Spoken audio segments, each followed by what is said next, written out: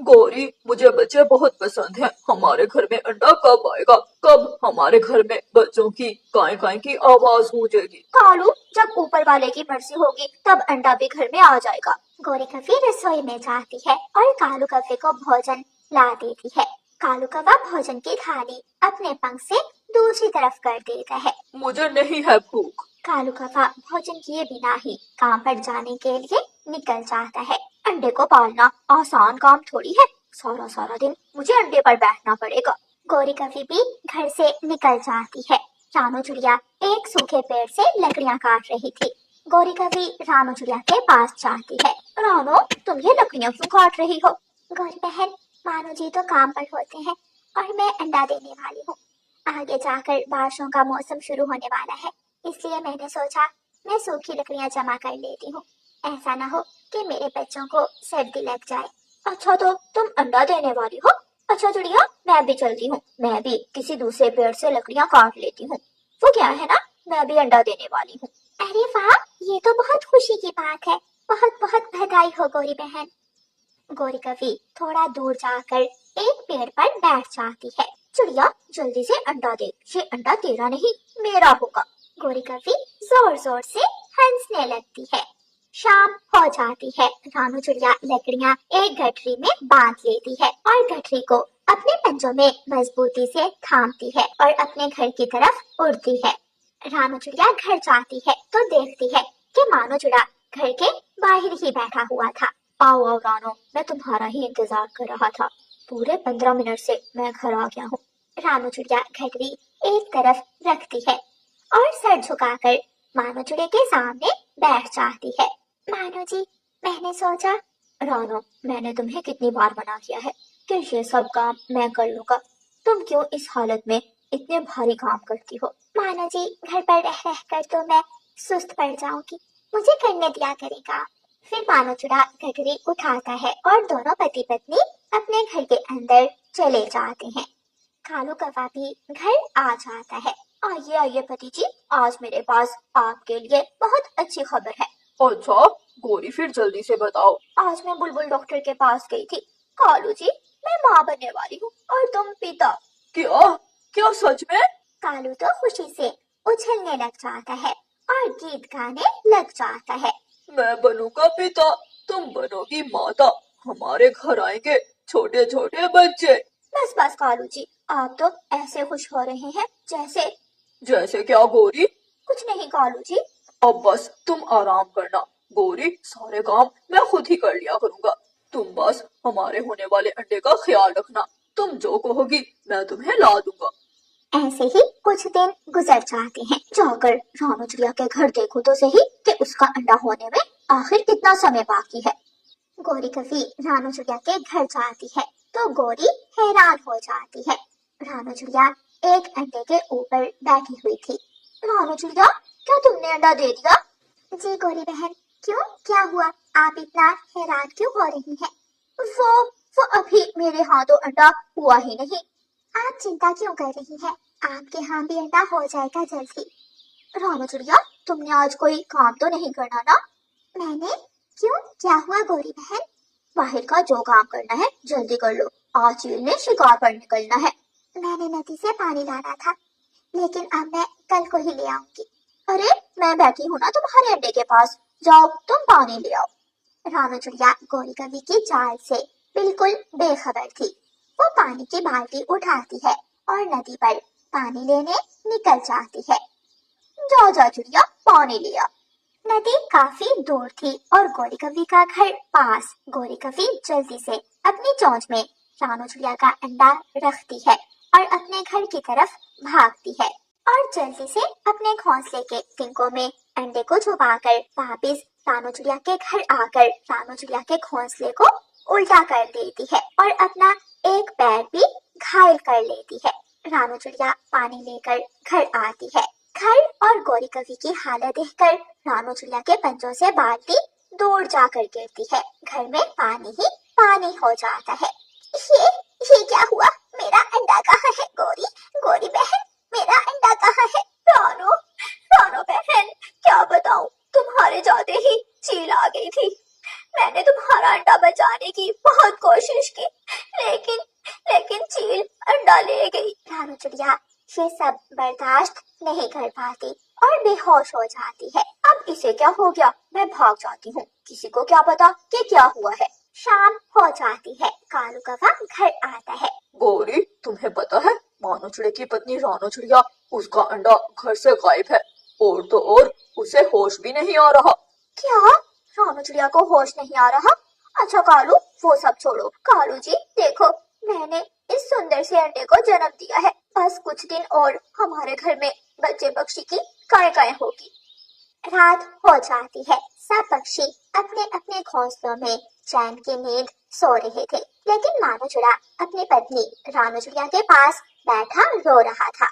रानू, अपने मानो को तो बताओ कि आखिर क्या हुआ, आंखें खोलो, ऐसे मत करो, मैं भला तुम्हारे बिना कैसे जी पाऊंगा। आंसू मानो की आंखों से गिरते जा रहे थे, लेकिन रानू चिड़िया तो ऐसे पड़ी थी जैसे उसे कुछ सुनाई ना दे रहा हो। ऐसे ही कुछ दिन और गुजर जाते हैं। एक रात गोरी कवि और कालू कौवा सो रहे थे कि गोरी को चूं चूं की आवाज सुनाई देती है। गोरी कवि और कालू कौवा उठ जाते हैं।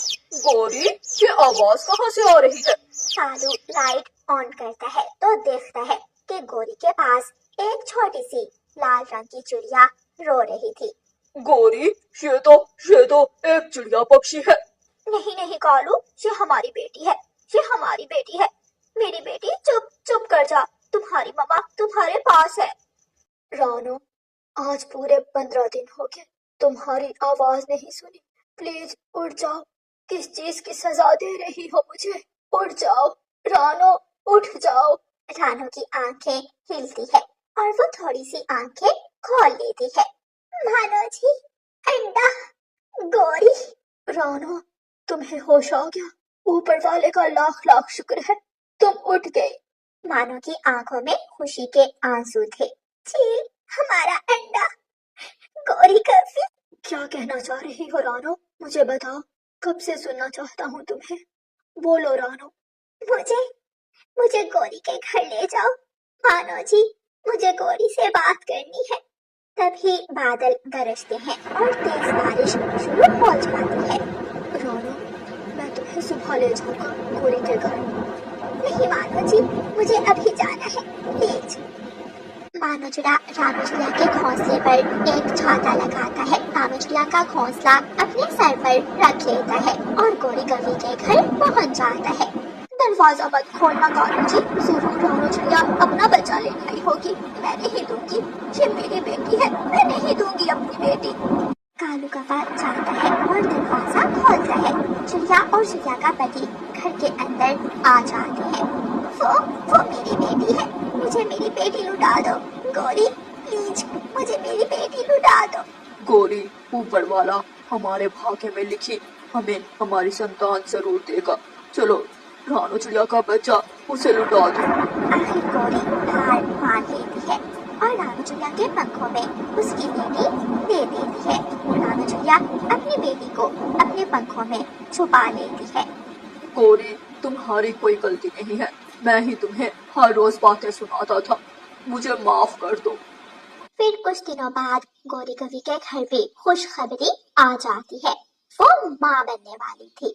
प्यारे दोस्तों, इस कहानी को लाइक, अपने दोस्तों के साथ शेयर और चैनल को सब्सक्राइब करना बिल्कुल मत भूलना। आपका धन्यवाद। रानू चिड़िया और मानो चिड़िया के 2 बच्चे थे, कुकू और गुड़िया। गुड़िया बहुत समझदार थी, वो अपने माता पिता को तंग नहीं करती थी। गुड़िया अपने पापा की लाई हुई हर चीज को पसंद करती थी, लेकिन दूसरी तरफ कुकू था जो बहुत जिद करता था। कुकू के लिए उसके पापा जो भी लाते वो कुछ भी पसंद ना करता और हर एक खिलौने में कोई ना कोई नुक्स निकाल देता। आज गुड़िया और कुकू के पापा शहर वाले जंगल से अपने दोनों बच्चों के लिए शूज लेकर आते हैं। कुकू और गुड़िया, कहाँ हो बच्चों, जल्दी इधर आओ, देखो मैं आप दोनों के लिए क्या लाया हूँ। रानू चिड़िया रसोई से आती है। भानु जी, कुकू और गुड़िया बाहर खेलने गई हैं। अच्छा, मैं उन दोनों के लिए इतने प्यारे शूज लाया हूँ, मैं उन दोनों को ये अभी दिखाना चाहता हूँ। जरूर वो दोनों इस समय झरने पर होंगे। जाए उन दोनों को जाकर उनके शूज दिखा दे। मानोचुरा शूज के डिब्बे उठाता है और झरने की तरफ चला जाता है। पापा, प्यारे पापा, आप यहाँ? हाँ मेरे बच्चों, मैं आप दोनों के लिए नए शूज लाया हूँ। शुक्रिया पापा, हमें इन शूज की जरूरत थी। हाँ, मेरे भी पहले वाले स्कूल के शूज अब टूट गए हैं। लाए, मुझे जल्दी से मेरा डिब्बा दे। गुड़िया और कोको के पापा दोनों को अपना अपना शूज का डिब्बा दे देते हैं। मेरे प्यारे बच्चों, अपने अपने डिब्बे खोलकर जूते देखो। गुड़िया अपना डिब्बा खोलती है। वाओ, ये शूज तो बहुत प्यारे हैं। थैंक यू पापा, आप जो भी चीज लाते हैं मुझे वो बहुत पसंद आती है। चलो कुकू बेटा, अब आपकी बारी, आप अपना डिब्बा खोलो। कोको अपने शूज का डिब्बा खोलता है और साथ ही बुरा सा मुंह बना लेता है। ये शूज तो बहुत बेकार है, मुझे तो ये शूज जरा भी पसंद नहीं आए। इनका कलर भी कितना अजीब है। अगर मैंने ये शूज पहने तो स्कूल में मेरे दोस्त मेरा मजाक उड़ाएंगे। कुकू भाई, ऐसे तो ना कहे, इतने प्यारे तो शूज है। कुकू बेटा, अगर आपको मेरे लाए हुए शूज पसंद नहीं आए तो कोई बात नहीं, आप मेरे साथ जूतों की दुकान पर जाना और अपनी पसंद के शूज ले लेना। ठीक है पापा, इन शूज में तो कोई खास बात नहीं। अच्छा, आप दोनों अपने अपने डिब्बे उठाओ और मेरे साथ घर चलो। फिर गुड़िया और कोको के पापा अपने बच्चों को साथ लेकर अपने घर चले जाते हैं। मानोचुरा बहुत मेहनती चुरा था। वो हर समय अपने बच्चों की खातिर मन लगाकर कालू सेठ के यहाँ काम करता। वो सुबह शाम काम करता और जब उसे भगाड़ मिलती तो अपने बच्चों के लिए ढेर सारे खिलौने लेकर जाता। आज भी गुड़िया और कुकू के पापा को भगाड़ मिली थी, इसलिए वो सोचता है, मैं इन पैसों से अपनी गुड़िया के लिए एक प्यारी सी डॉल और अपने कुकू के लिए एक अच्छी सी गाड़ी लूंगा। पिछली बार तो कुकू को मेरा दिया हुआ खिलौना पसंद नहीं आया था, लेकिन आज मैं अपने बेटे को खुश जरूर करूंगा। पापा चिड़िया खिलौनों की दुकान पर जाते हैं। भाई जी, मुझे वो डॉल दिखाना और ये वाली खिलौना गाड़ी भी चाहिए। कुकू और गुड़िया के पापा दुकान वाले पक्षी को पैसे देते हैं और अपने बच्चों के लिए खिलौने लेकर घर की तरफ उड़ते हैं।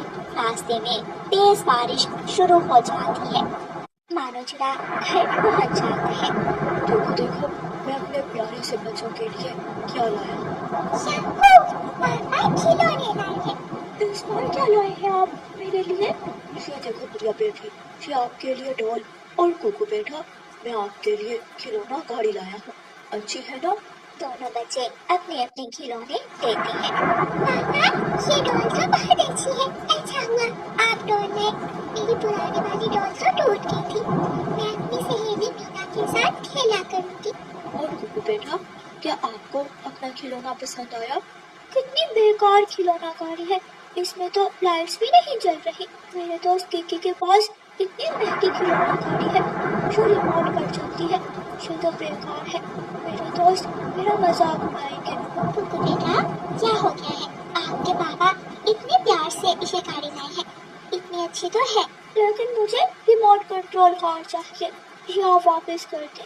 अच्छा बेटा, आप चिंता मत करो, आपको जो कार पसंद है मैं अभी आपको वो ला कर देता हूँ। इस बार मैं अपने बेटे को खुश जरूर करूँगा। रहने दे बाबू जी, इस कुकू के बच्चे को तो कोई चीज पसंद नहीं आती। आप बाहर मत जाए, देखें बाहर कितनी जोरों की बारिश हो रही है। नहीं रानो, मैं अपने बेटे की पसंद की कार अभी लेकर आऊंगा। पापा चिड़िया घर से निकल गए हैं। बाहर बहुत तेज बारिश के साथ तेज हवा भी चल रही थी। पापा चिड़िया अभी थोड़ी ही दूर गए थे कि एक पेड़ की डाल टूटती है और तेजी से उड़ती हुई मानो चिड़िया की तरफ आती है और सीधी आकर पापा चिड़िया के सर पर लगती है। पापा चिड़िया वहीं बेहोश होकर गिर पड़ते हैं। उनका सर पूरी तरह घायल हो जाता है। थोड़ी देर बाद वहाँ से कबूतर गुजरता है। वो मानो चिड़िया को बेहोश देखकर वहाँ आता है और जल्दी से मानो को अपनी पीठ पर उठाता है और उसके घर छोड़ता है। मानो चिड़िया और बच्चे मानो चिड़िया को बेहोश देखकर रोने लग जाते हैं। पापा, पापा, क्या हुआ? क्या आपके सर पर क्या हुआ है?